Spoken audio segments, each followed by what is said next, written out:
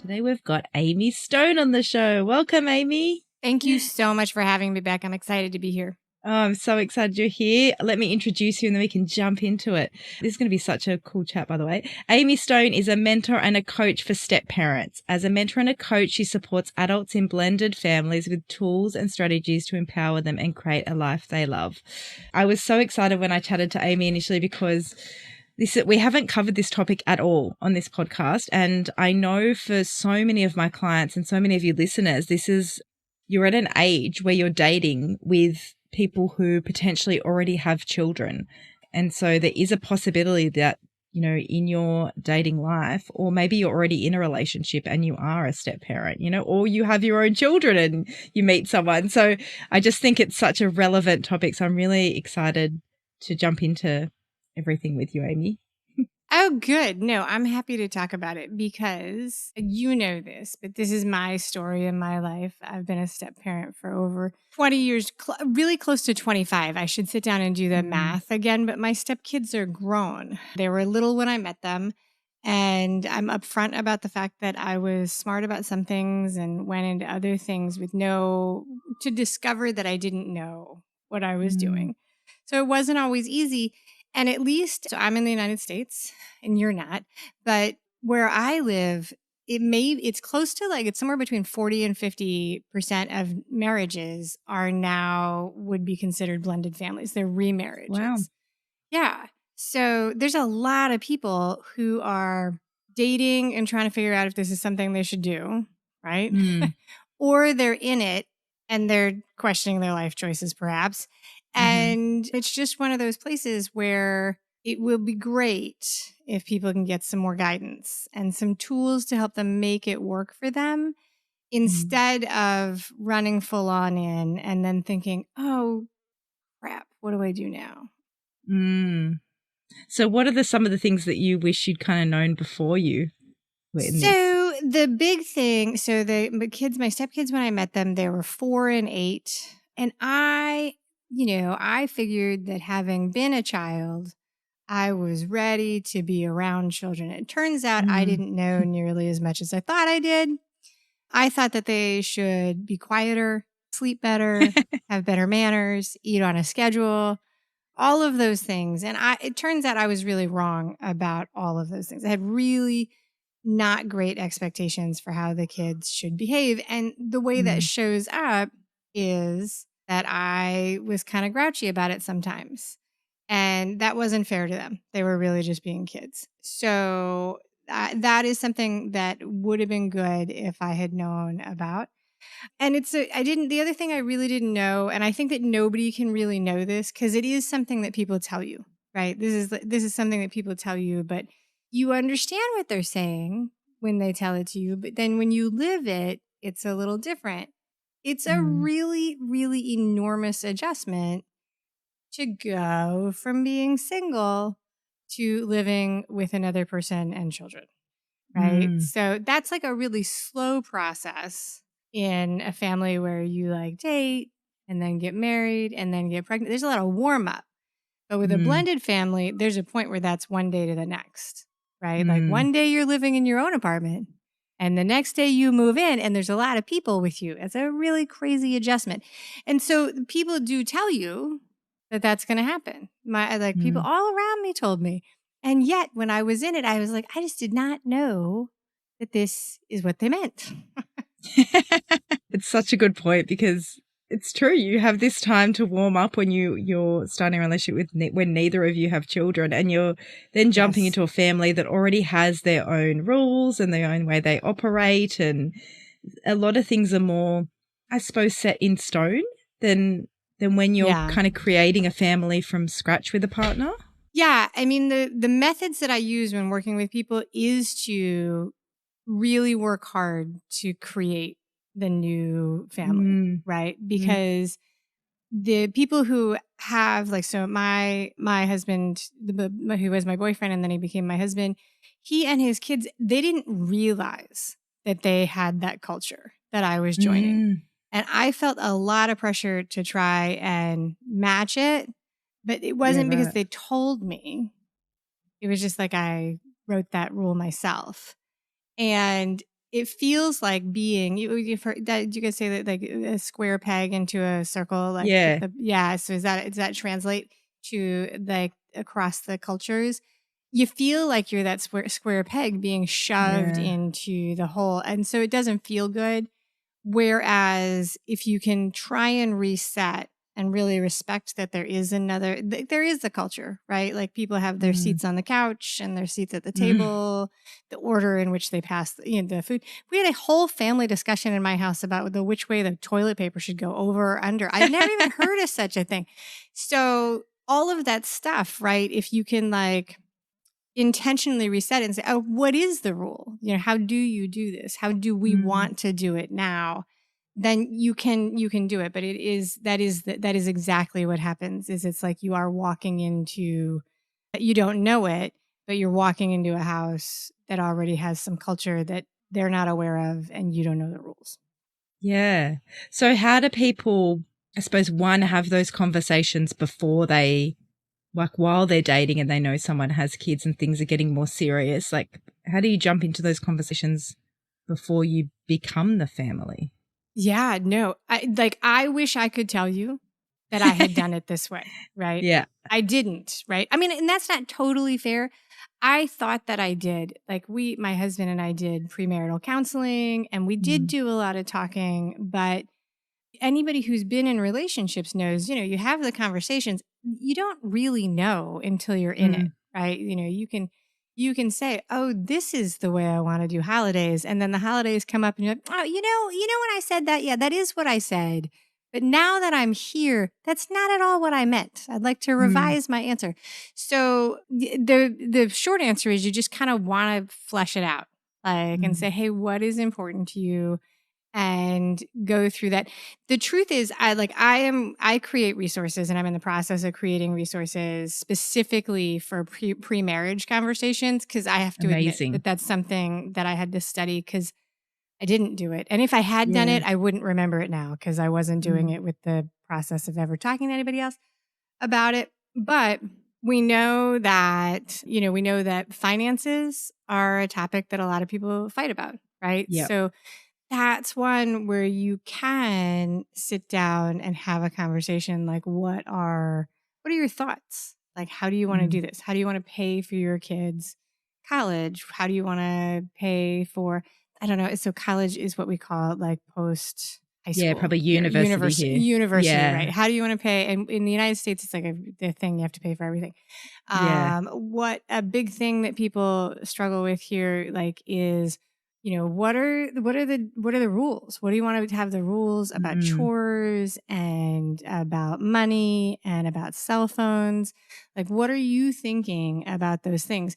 Because what happened, so because you can just have the conversation like, hey, what do you think about holidays? Do you spend the holidays with your family? Is it something you Mm. want to do?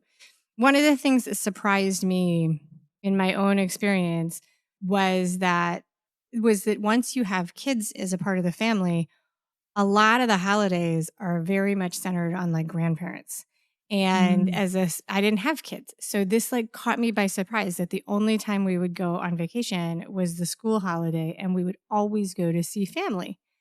And everybody else was really into it except for me because right, it's not my family yet. Like Mm. now I have fun with it. 25 years. But in the beginning I was like, oh, thought, maybe we would go somewhere else. It didn't feel like vacation. So like Mm. that kind of thing, if you can talk about it in advance and be like, how many vacations do you take? Do you always go to see your parents?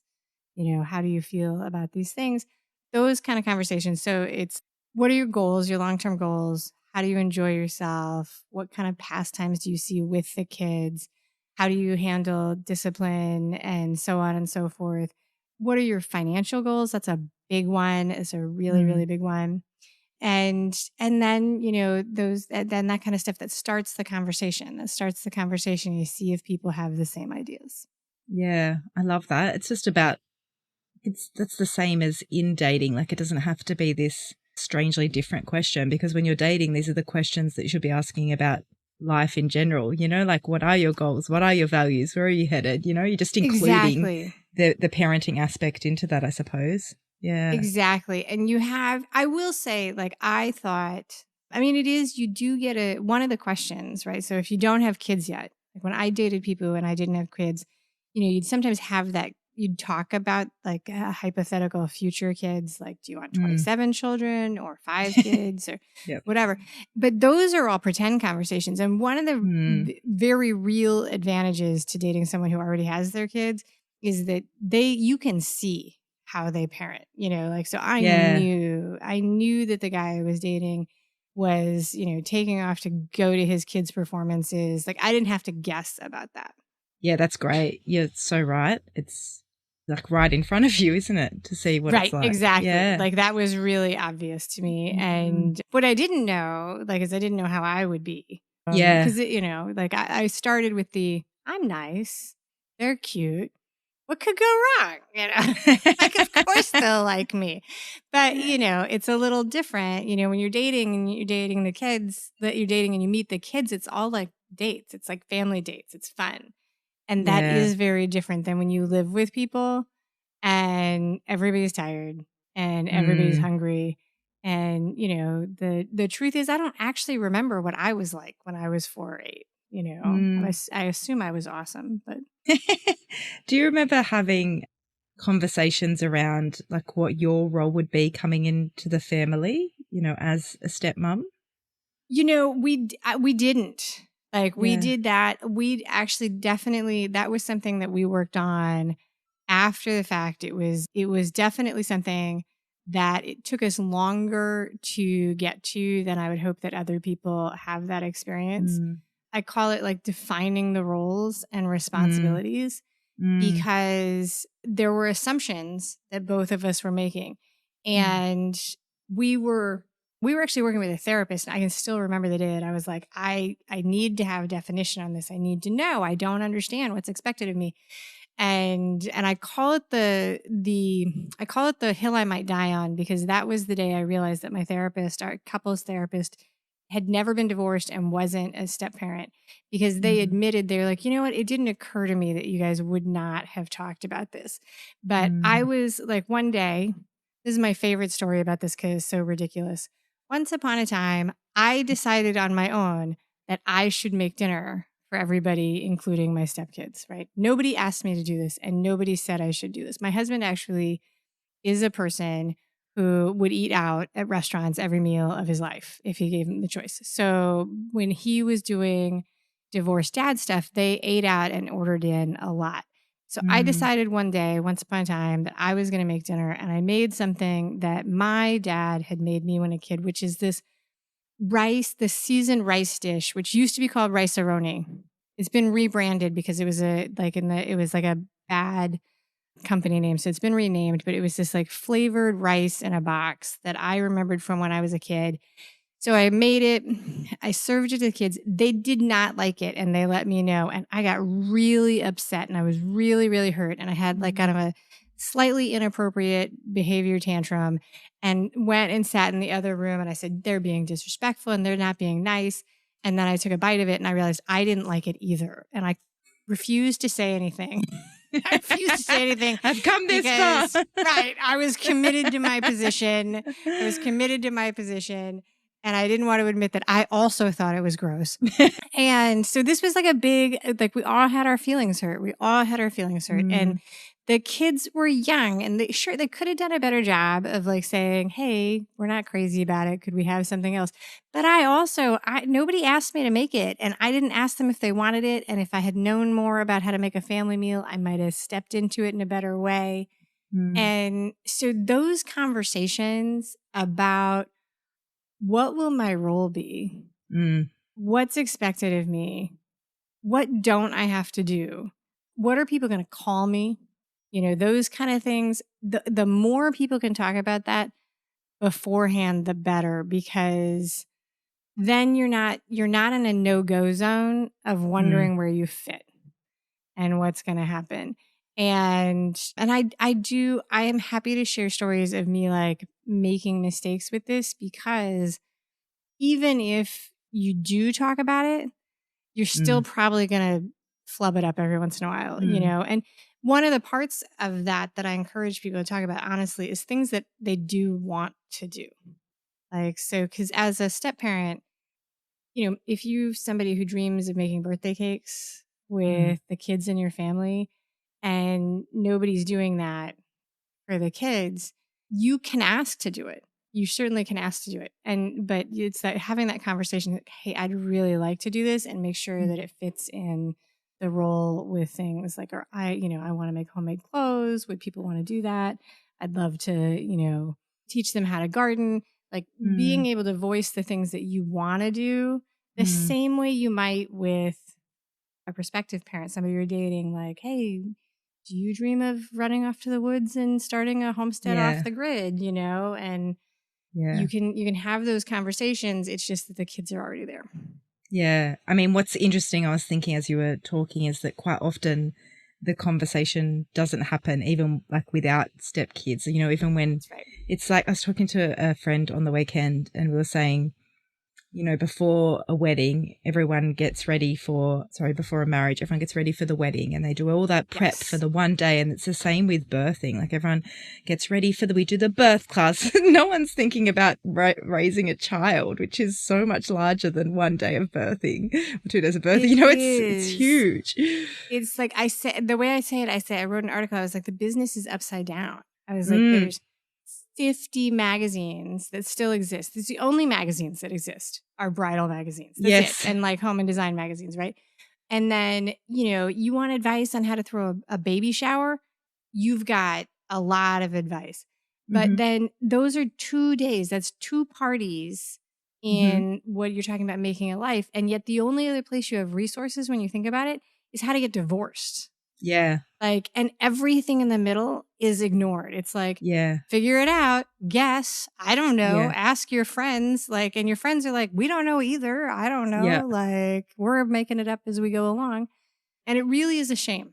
It really, Yeah. really is a shame because, and I've actually spoken to, so you talked to most of the people at the beginning. I speak to a lot of people who are, one of the people they're co-parenting. They've been through the taking apart of a relationship, the unmarriaging.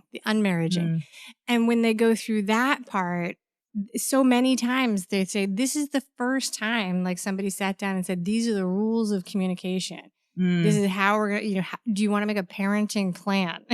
And I've had more than one person that's like, if we had had that conversation when the kids were like 2, Yeah. we would be in a different spot, Yeah. like, or we could be, you never know because totally. you can't go backwards.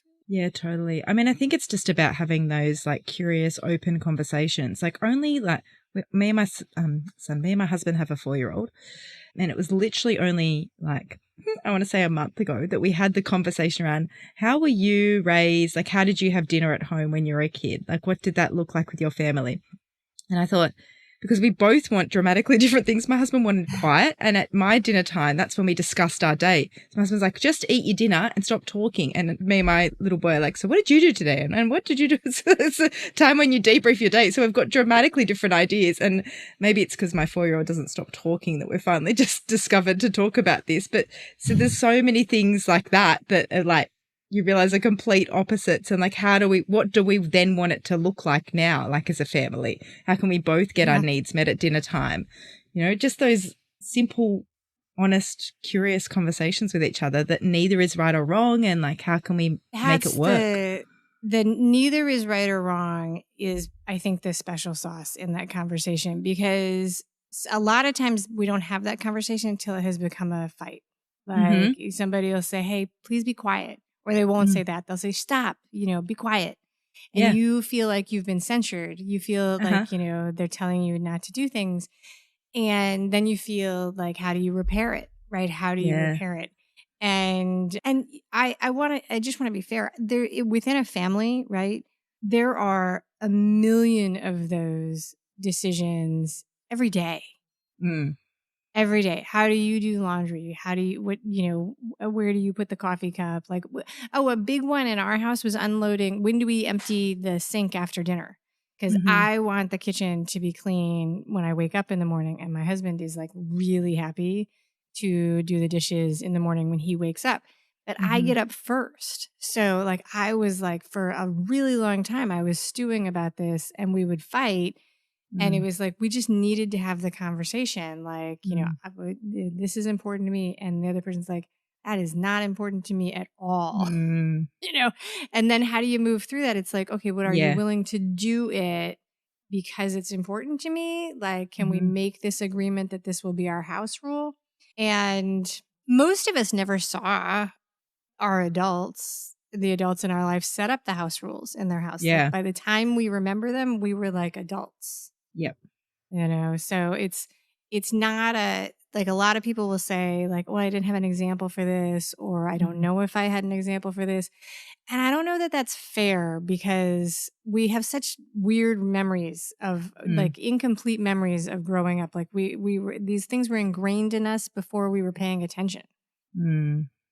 Right? So your kid is only 4. It's so Mm. strange when they get to be the age that you remember being. Right. Yeah. So I bet. it's like this weird funhouse memory. You're like, oh, I remember riding my first bike. And then you're watching them do it or like holidays. And it's a really emotional kind of thing. And it brings things up. Holidays bring things up. That's another place where I find that people Yeah. don't do the best. They don't have a complete conversation before they have Mhm. kids because you just don't have it, right? Like, so how do you Mhm. celebrate holidays together before you have kids? Well, you can do whatever you want, Mm. Mhm. right? You can do whatever you want. And then all of a sudden you have kids and it's like, no, we need to do it the way it was in my house. Mm. Mm. Right? Like we're gonna open the presents at night, or we're gonna open the presents in the morning. We're gonna open Yeah. the presents at Aunt Susie's, and all of a sudden these things are like, we're not gonna have any presents. Whatever the rules Totally. are, right? Totally. And Whatever the people are rules are. so like those kind of things. It's like people find that really hard to change because that is like it's Ah, almost like yeah. it's part of them, you know? Yes. It's like you Yeah. love it. Well, it Yeah. could go either way, right? If there's something that you loved from your family, you so want to keep it going. Yeah. And if there's something that you didn't love or was incomplete, then you want to fix it, and do it Mm. better. But yeah, there can be a lot of emotions around it. And, it is that process of relaxing and being able to have the conversation without it being the end of the world. World War III. Yeah. And I think you said something really, really important before because I do work with couples that are hopefully not too towards the end, but to try and not Yeah. get them towards the end. And quite often the fight that comes up with this reoccurring disagreement is something as, I don't want to say silly, but as silly as like you left the spoon next to the dishwasher and didn't put it in the dishwasher. And each person is so exactly like your situation, stuck on like, no, we leave the sink full. No, we empty the sink. Like, and then no one moves from their position to the point where we're willing to get divorced over the sink being clean or empty because we haven't compromised or had a discussion around why it's really important to do those things. So please have Right. those discussions. Please. And there are tools, right? There are Mm-hmm. I'm sure you teach people but it's like this style of communication is not something that most people intuitively know how to do. Yeah. And I really do hope that people hear that because it's like, you just need, like, I give out conversation starters and I teach people how to open it up without being judgmental. And I learned from other people how to move a conversation forward when it's a high conflict conversation. Cause like we grow up reading magazines and people are like, oh, never go to bed tired. Well, that's actually, never go to bed angry, right? Angry. That may not be a great piece of advice because sometimes if you're Uh-huh. talking about something really important, you might actually say, you know what? We're not making any progress in this argument. Like we're just circling and getting angrier and angrier. Let's like take a note of where we are. Let's like agree that we're not making progress and let's pick a time to pick it back up. Yep. Like, let's separate and we're going to talk about this again on Tuesday and see where we are with it, because there are definitely, there's never a couple I've met who goes very long before you hit a point where you just don't actually agree on things. Mm. It's like one person, sometimes it's a spoon, right? Like, sometimes it's like a thing that you would hope you wouldn't be really upset about. But those things, listen, how clean I honestly, I was joking with my husband tonight over dinner. This is dinner, right? But we're on different time zones. And I was like, yeah, no, if you melt cheese into a stainless steel pan again, I will file for divorce. Like, it's like, that is not okay. Like, You can you have your need to own clean it up. pan for that. Right, exactly. And he was like, that's ridiculous. And I was like, it is a really hard thing to clean. Like, you need to not do that. This is why we have the nonstick pans. So, they're really important. But other things that come up, like are hard conversations. So, Mm, you've got one kid who, maybe you disagree on what the standards are for school. Like one mm, person is really regimented on it and thinks it's mm. really, really critical that they do the homework right when they get home. The other parent doesn't have the same idea. And in a blended family, you have a whole other house that might be Mm, weighing in. Like very they good might have an point. opinion and you're not even a part of their conversation. Yeah. Or sports, like what sports people want to do, who they want to date. They like teenagers when they get old enough to weigh in on what they should be doing. Yeah. That's a whole other thing that goes on. Vaccinations, which I don't know if you guys have that struggle in Australia the way we do. I run into a lot of parents who have Mhm, they don't know that they're going to have that disagreement mhm, before they have kids, but you've got mhm. somebody who might have a real strong opinion about it. Yeah. Or if you've got a family that's blending religions, like where Mhm, one family has one religion and the other one doesn't, that can bring up tough conversations. And so I tell people, it's so funny. I'm like, hey, when you hit the point where you have to acknowledge that you don't agree, mm, like that actually can be a resolution. Like right now, we don't agree on this. mm, Do we need to agree to move forward or what do we need to be able to make the mm. decision? Yeah, good point. I'm just thinking about what about when both people have children and they come Yeah. together? Because then you both got your own ideas of how you have raised your children. And I have a couple like this at the moment that I'm working with who really struggle to get on the same page with how they parent each other's Yeah. Are they the children. same age, the kids? They are. Yep. Are they young or teenagers? Young. Young. Yeah. So it tends to be more successful when the kids are young than when they're teenagers. Teenagers are not necessarily looking for more adults in their life. It's a Good point. pretty consistent opinion, right? So they're not usually super excited to find out they're going to have a bunch of new siblings and adults in their life. Mm, It may not mean that they don't like people. It's just that they're in a different stage of their life. They're in the life of setting themselves up, right? mm, That's where teenagers are. But it is one of the harder things just because there are so many personalities and opinions in the mix.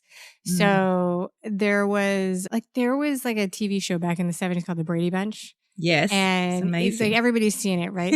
So and there everybody gets along Yeah. and everything is fine. But And they just also like it's meshed in like with their ages. they Hey, that meshed is. in, but you look at if you look at it now as an adult, like as a kid, you're like, oh, fine, everything's fine. But if you look at it as an adult, you can see how totally fictional that show is. It's like, Mm, what did they live in a mansion that they had like yeah. 27 rooms in? Like, who's working? Right? They had the full time live-in maid who was a saint, right? So somebody's cooking all the meals, doing all the things, cleaning the house, and then also, and there, nobody ever like everything resolved itself in 30 Mm, minutes. But yeah, the I don't have like any hardcore advice, but it's like you want to take it slow, mm, really allow people to set their own relationships up. Like, so, forcing kids to have mm, relationships that they're not ready for would be a spot where you would get resistance. You would identify like what are the house rules in the new house, mm. right? Like, so what are our standards for the new house? And what if they And don't? I'm just thinking about this particular couple. What if yeah, they don't live together, right? And they visit each other. They're not at the stage where that they're is, moving in together because it's so yeah, chaotic individually. yeah, Yeah. that is an underrated option, right? Which Mm, is usually a lot of times in blended families, people begin to cohabitate to save money, right? It's mm, like, let's mm-hmm, combine our houses so we're not driving back and forth. We'll combine our bills. We can get a bigger house, all of those things. But more and more people find happiness where they are not actually cohabitating until they're really settled in a new routine. It's very hard to do it because it's so expensive and it's going back and forth. And so it seems very unrealistic, but it is the cohabitating that that gives you the opportunity to fight about all those little things, right? So if you want to put your kids to bed at 8 and your partner wants to let them stay up till 10, that is not a problem if you don't live together. You know what I mean? Like, it's like, you don't even have to talk about it. It's like, fine, you do it your way. But the second you're in the same house, it's like, all right, well, we need like a standard. Like, we have to keep this house on a schedule. Like, it's just like, it's just like, it's not even about being controlling. It's like, when are we going to bed? Like, at what time do I get to go to bed? When are you going to bed? Such a good point. And then I'm thinking, just adding complications in here, but this is real life. Yeah. You have the exes of the partners that are together, that throws in another dynamic with their involvement of raising the children. How do we? 100%. 100%. Any tips? So there's definitely the line, which is, like, there's very little, once you get divorced and you've got the separation between the former partner, you have very little control, if any, over what they do.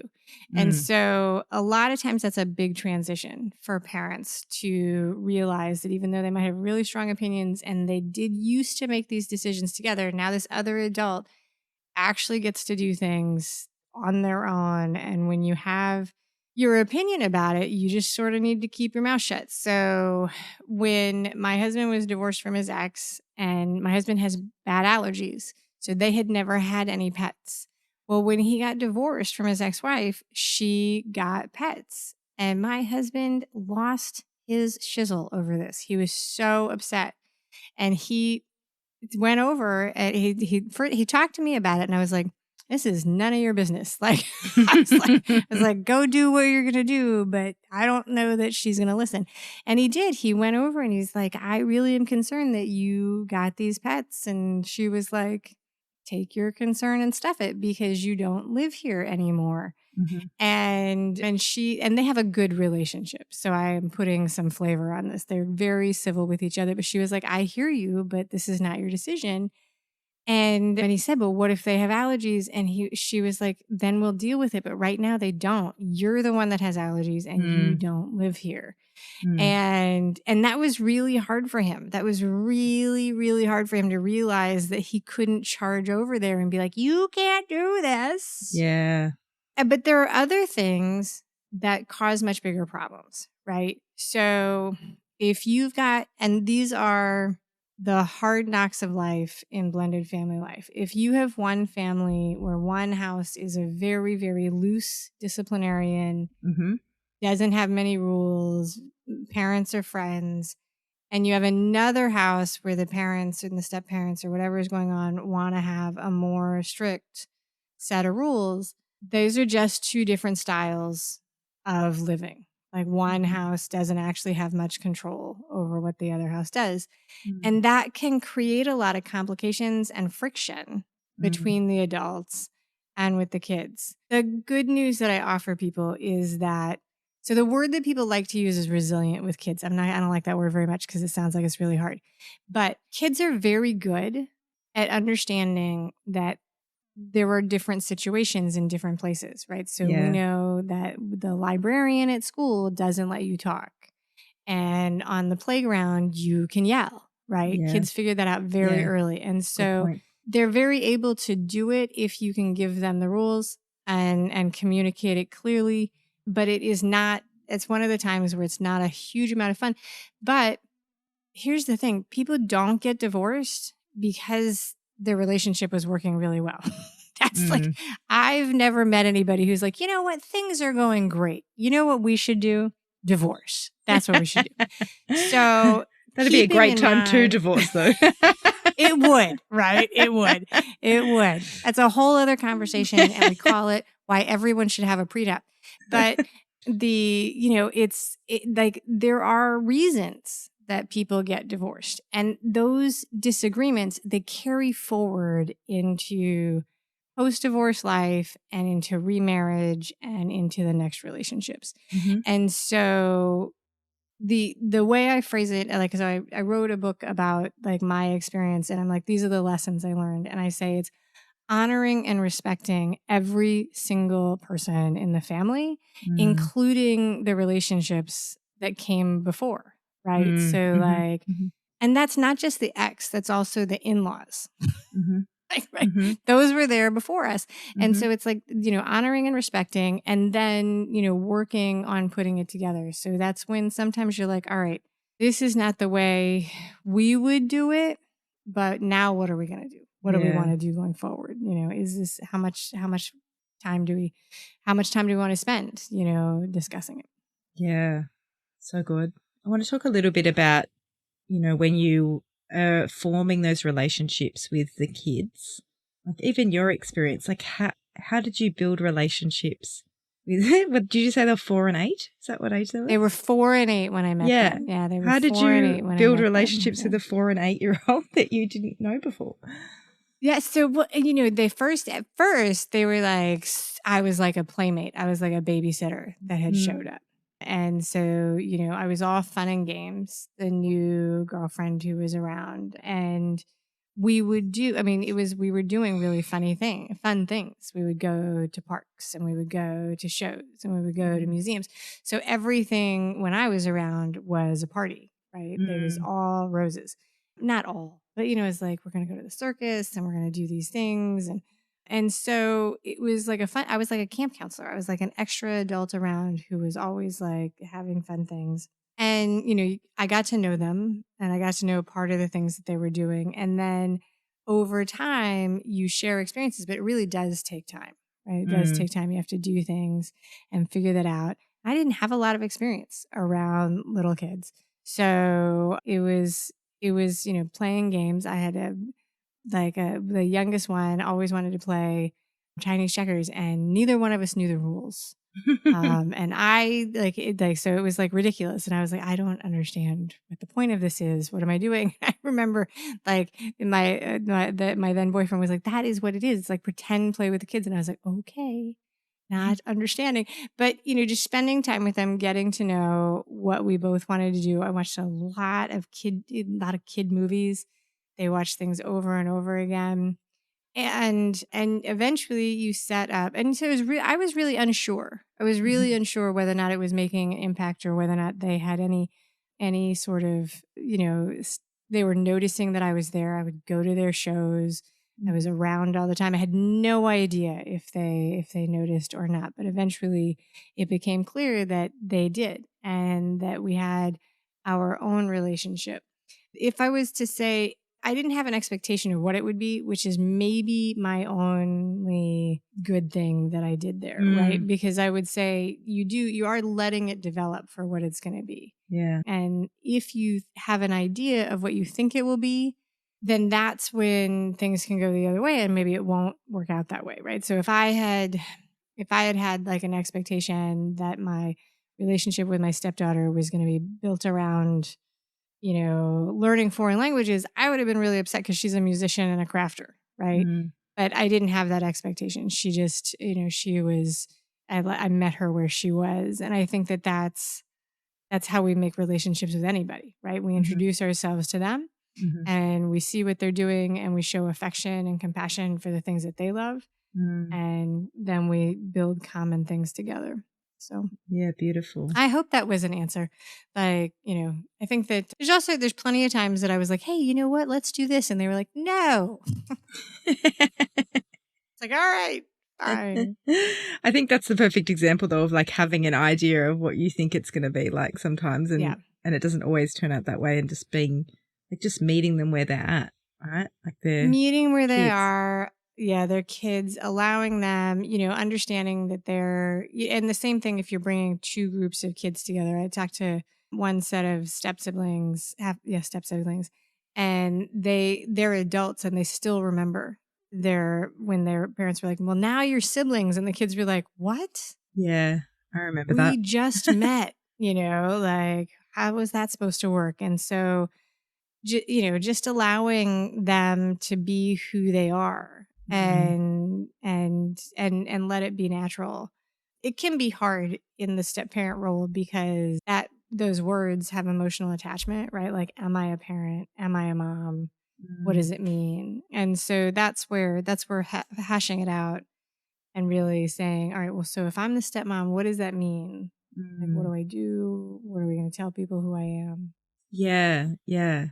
And at what point if ever, I don't know the answer to this question, does the stepmom meet the mum, or the stepdad meet the dad? Well, it's going to depend on the family, right? So, Mm, like, because different families have different levels of connection. So, I did not meet the kids at all for at least 6 months, probably a yeah. little longer, actually. And I knew that they were never like secret, Yep. but my husband he was then my boyfriend was like, they get attached very quickly because they were so young. Uh-huh. And I didn't understand what that would mean, but I see that a lot now. They did. Like, they were like, "Yay, welcome. You're ours. Please come to our playroom." Mhm. And so that's very fair with us. I think that his ex-wife knew about me from their transition points, and I have no memory of exactly when I met her, but it would have been early on that on one of the exchanges, Mm, I definitely would have seen her. Some people have really well defined instructions in their divorce paperwork about what they want how they want it to go. yep. And it's not, in the United States, not really enforceable, that kind of thing. But Mm, I did talk to a person who's a mediator. She teaches mediation at a university, actually, here at the University of Chicago. And it's her theory that the more you can talk about it in the divorce, the better off it's going to go. yeah. It's like, how do you want to do this, and Mhm. how much do we want to have connected? There's also families that, like, the parents, like, cannot ever they're Yeah. they're not ever in contact anymore. And so it's Yep. very possible that people would not ever meet. Yeah. Yeah, very good point. This is such a good chat. Anything else that you wanna add that we haven't asked? There's a million things swirling around my The head, only but I think the big thing is that there is when I first started doing this, when I was first said, "Hey, I think I'm going to coach step parents," I had somebody reach out to me and they were like, "We want to know what we can do to guarantee that this is going to work." And I was like, "Oh, wow, I don't have an answer for that at all." like, you know, and I still don't actually. Like, I can say, "Hey, these are the things that you can try and work on," but I think that one of the things, and I think this holds true for marriage overall, like in relationships, right? Like, if you release that there's something that you can do right or wrong that's going to make it work, Mhm, it opens up the space to be able to work on the process, mhm, right? And that's like what this whole journey is. Like, it's every day we're waking up and saying, "Oh, what's happening today?" and recommitting to the process. mhm, And that's like being willing to have the conversations and forgive ourselves for mistakes we make, and forgive the teenagers when they're sassy to us, and mm. make meals that don't have any foods in them that we want to eat, because your 4-year-old is going through a phase where they only eat white foods, and like it's every day, it's Mm, every single day. And so there's nothing that guarantees it other than, being willing to say, all right, today I'm willing to try again. Let's see what's mm, happening. And that's not to say that there aren't times where you say, nope, we're not going to do this anymore. Right. Like, yeah, so I do live in reality that there's a time where you're like, and stop. yeah, yeah. I love that idea though, that like let's reset. Yesterday was a really hard day, and how can we look at today differently? You know? Yeah, like, or just recommitting to do it the same. It's, like, try again. Yeah. And the idea that you're never going to know. I caught the great fake out of adulting and parenting, Mhm, which is that you think that the things that you're learning now you're going to get to use in the future, and that you're going to come to a point where you know the things. And unfortunately, 4 kids have gone through my house, and none of the things, like very few of the things, stacked up and went from one kid to the other. It's mm, like you learn how to do one with one. It's like you learn how to make the best chicken nuggets, and then the next kid is all about pasta. Like, it's like yeah. completely different. It's completely different. You like master lacrosse and the next one is a gymnast. And you're like, could you please just get on the same page? Like, anybody. One of my friends calls it the greatest improv lesson she'll ever do. 100%. Yeah. And that's okay as long as you're not holding yourself to, oh, I'm doing something wrong because I don't know what's coming. Yeah. Like when you open it up and you're like, I don't know what's coming. And Yeah. so, but I have a pretty good track record of solving things when they come up. Yeah. That having that flexibility and not judging yourself for it Yeah. is I think a really empowering place to be. Yeah. Thank you so much for coming on and giving us all your wisdom. Thank you, Beck. Thank you so much. How can people find you and work with you? Oh, very good. Okay, so my name is Amy, and I call my business Amy Says So. And amysaysso.com is where I share all of my fun stuff. I have a podcast where people can listen to more about me and blended family life than you'd ever want to know. They're up to there's close to 100 episodes. I've got a book, which is the story of the blend of my family and the 10 lessons I learned. And I've got some free resources. So happy to share and happy to help. Yeah, perfect. And everything will be in the show notes too. Thank you so much. Have a good day. Thank you. You too.